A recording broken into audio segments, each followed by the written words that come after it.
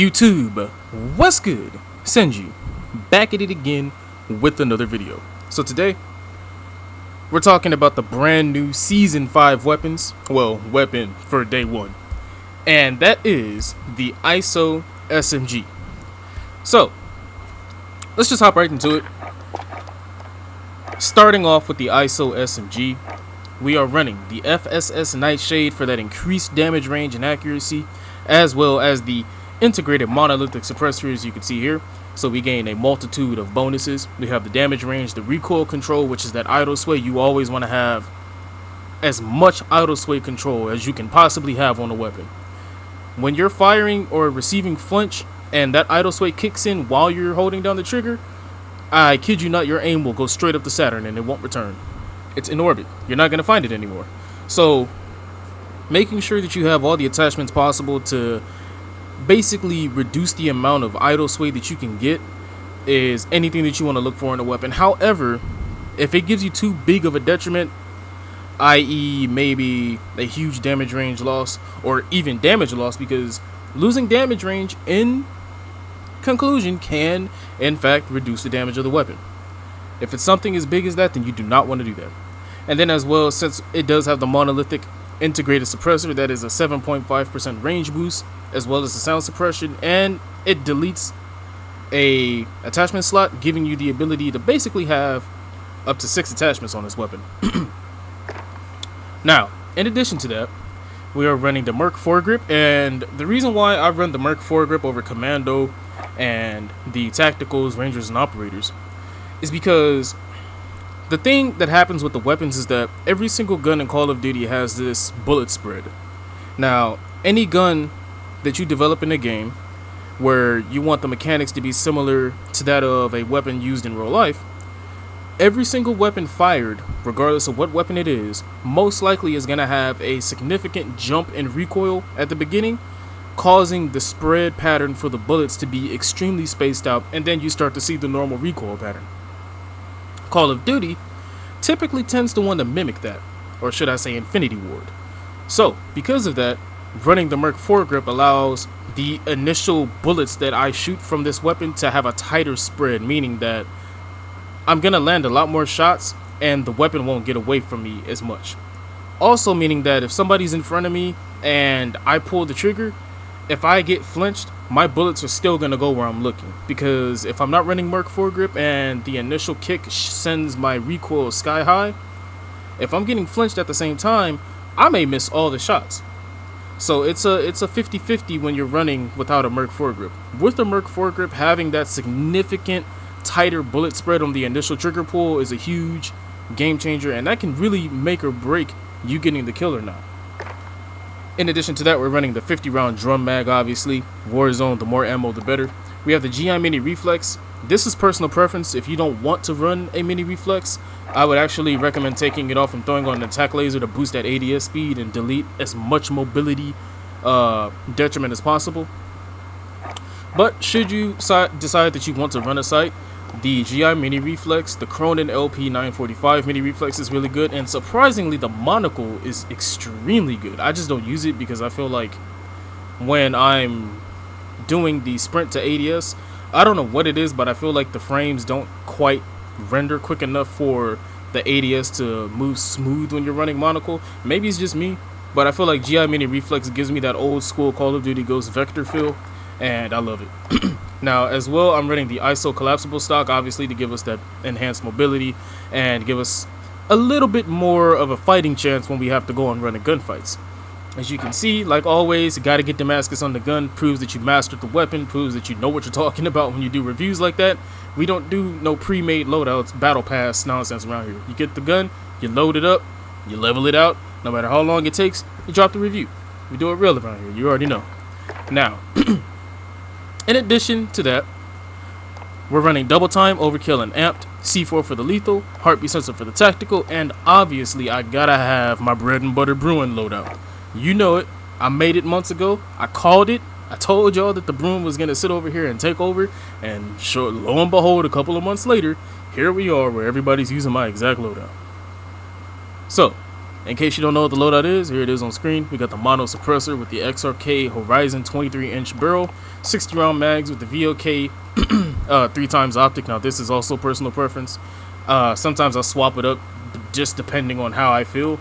And then we have the skeleton stock to obviously give us that increased mobility, because with the detachable 60 round magazine and the skeleton stock, you basically have an AR mobility stat, but with LMG damage and range, and you can't stop that.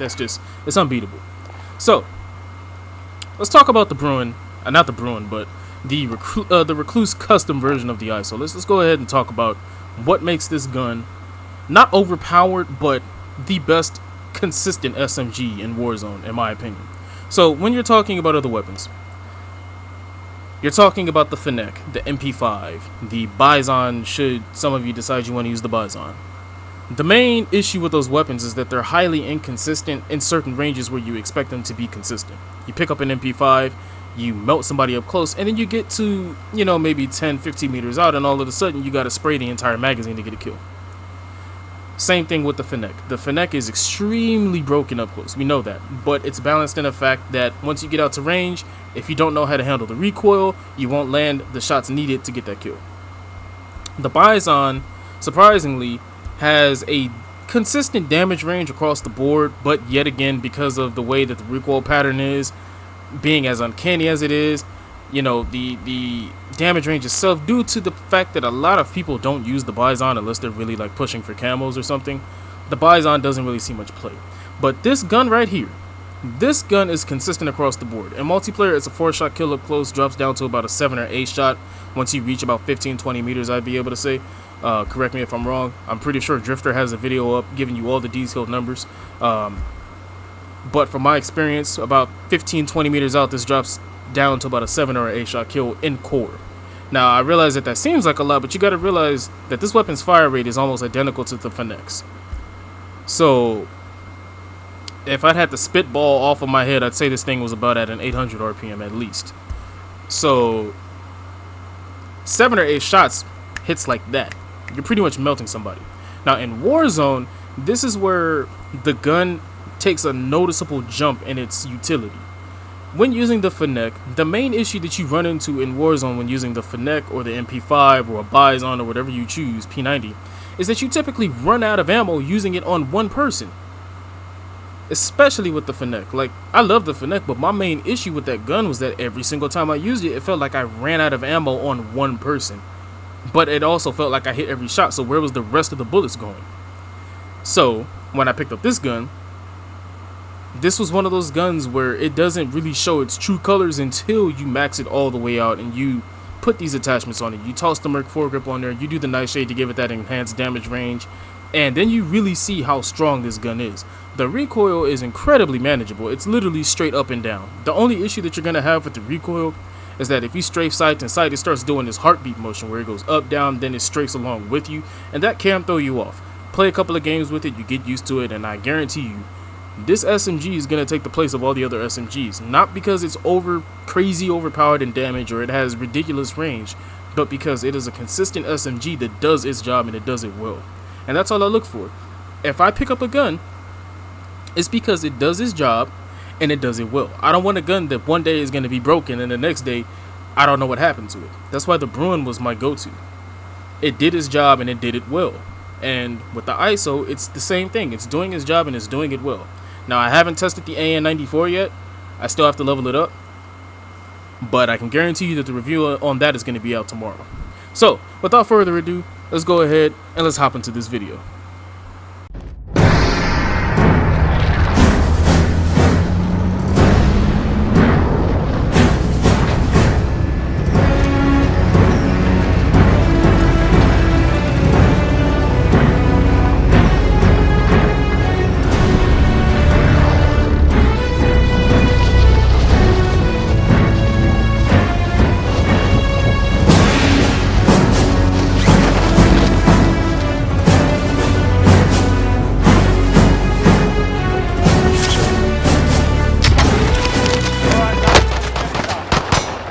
Bro.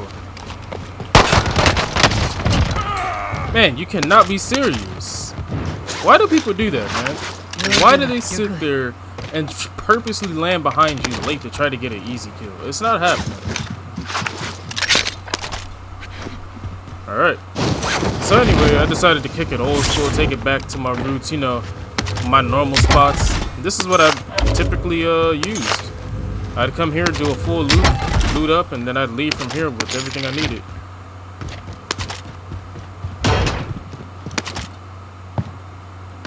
I like this spot, man. Like this spot right here, it's clean. You can see everything. You can see everyone. Ooh. I didn't even know you could do that.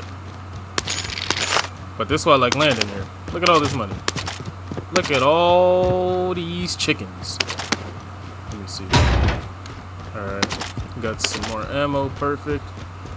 No buy station. That's even better. Way better. Because that means that there's less of a chance of people coming here to try to buy stuff. Meaning that I got a better chance of getting all the loot here.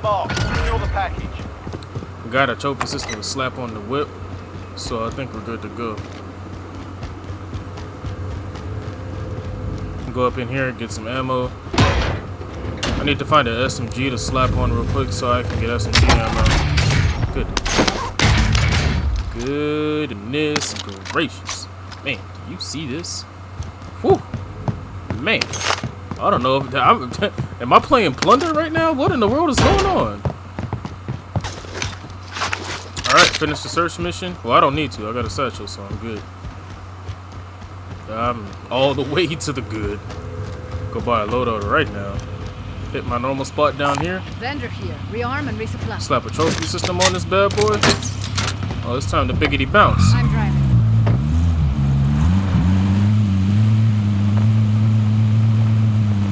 This is my normal route. Every single time I played Warzone back in the day when I was doing solos. I'm saying back in the day like it wasn't just 4 months ago. But every single time that I've done it, this is what I've always done. Hit that building, and then get what I need. Good to go. Just inbound. Friendly loadout drop on the way. Got my loadout, got the UAV, and still got enough to sit over here and do what I need to do. Crazy. Alright, let's pop the UAV. Figure out what these guys are and go get them. UAV entering the AO. Got a guy from the quarry. Heading this way.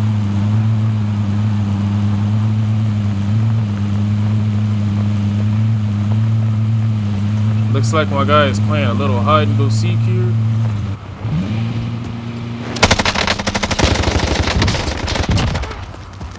Be advised, UAV is bingo fuel. Got another guy up in the house Heading here. this way.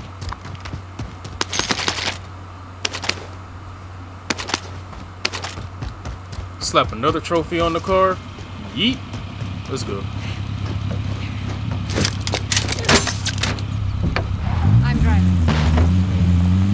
Oh, they... Whoa, when did they do that? They used to be able to slap 2 trophies on the car. I don't know when they did this. Now I can't have 2. Kind of annoying, not gonna lie. Alright, I know you're in there. Come on out. Target marked. Get on out of there. Requesting fire mission. This is Loader 2-0. Good copy. Cluster strike away.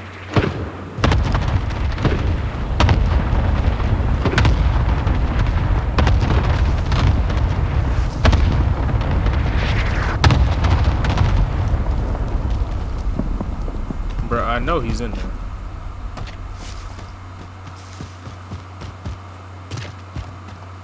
He moved. Where did he go? What state tours? Bro, you can't be serious. Where is he at? Loadout drop headed your way. Where is he at? Mounted off the tree? Gas is closing in. Relocating the safe zone.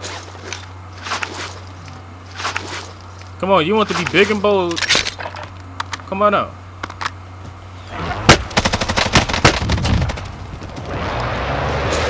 Out of here, kid. You want to be big and bold, man. It's crazy, dude. It's crazy. Lost his mind. Got in a gunfight he shouldn't have been in. Got this guy right here. Nah, ain't no way, dude. What we're not about to do is that. Got somebody else.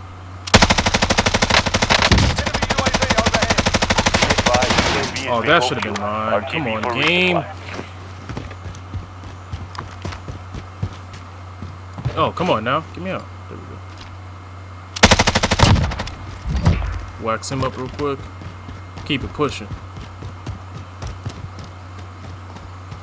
No one else around here? Alright.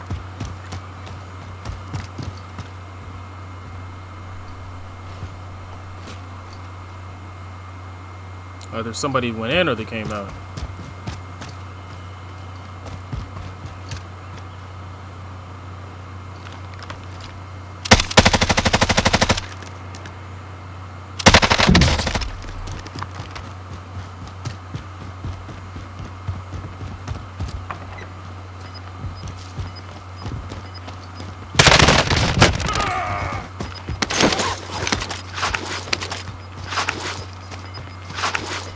Grab a UAV with the quickness. Oh, not gonna work. That's why we got double time. Friendly loadout drop on the way. The bounty what target the? is down. Well done. Who shot him? Oh, I see. Well, I'm gonna just get in when he comes out. I'm over here waiting on him. I'm like, what the heck?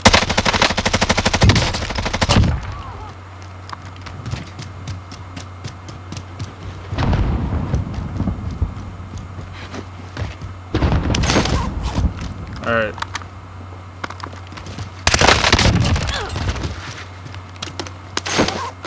Man, I thought I didn't hear him. Oh, I heard him.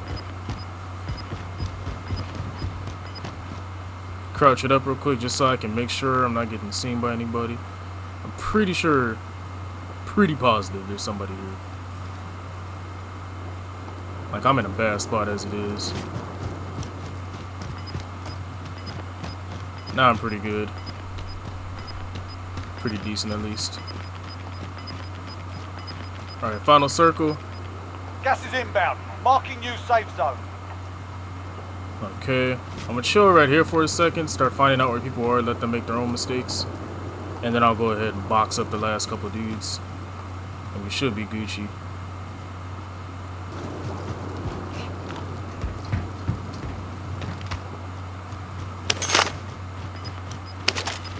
Alright, I'm gonna chill right here for a second.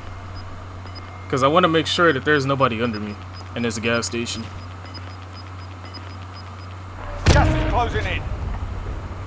And I know for a fact there's gonna be somebody coming out of that building right there. There's always somebody coming out of that building.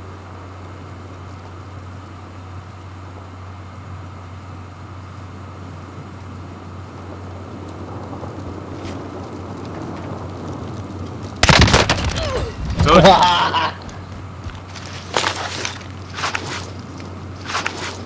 Always somebody.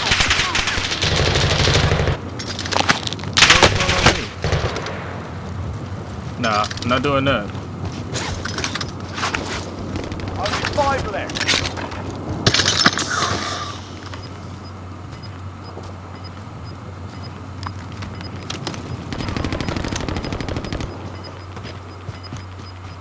Gas is closing in. Relocating the safe zone. Enemy UAV overhead.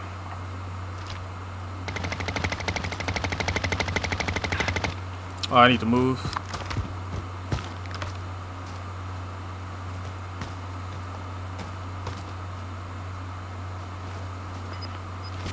Alright, he's gonna have to come down from there. So when he comes down, I'll go ahead and box him up. But where's the last guy? That's my main question.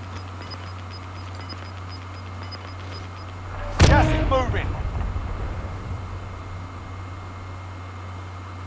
I'm really not trying to give away my position right now.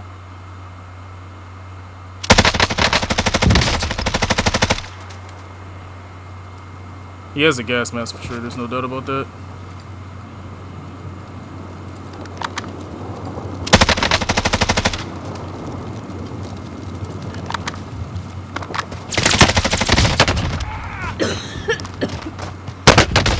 No, dude, he was camping in the back, man. Oh my goodness, yo. That's crazy. job.